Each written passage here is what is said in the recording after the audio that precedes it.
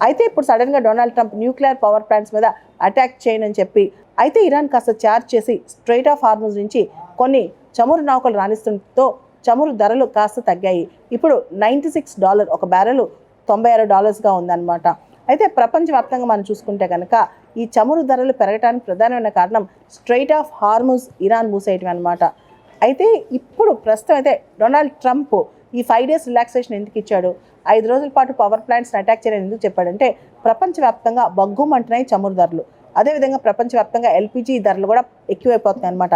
దీంతో ఇన్ఫ్లేషన్ పెరిగే అవకాశం కనిపిస్తుంది. రకరకాల దేశాల నుంచి కూడా అమెరికా పైన ఒత్తిడి పెరిగింది.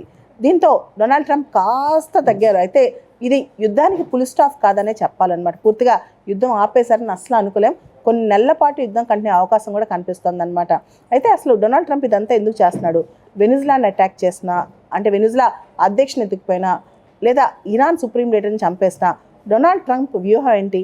చమురు ఏదైతే చమురు ధరలు ఉన్నాయో దాని మీదే డొనాల్డ్ ట్రంప్, లేదా చమురు నిల్వలు కంట్రోల్ కోసం డొనాల్డ్ ట్రంప్ ఇదంతా చేస్తారా, దీని మీద ఇప్పుడు డిస్కషన్ మొత్తం.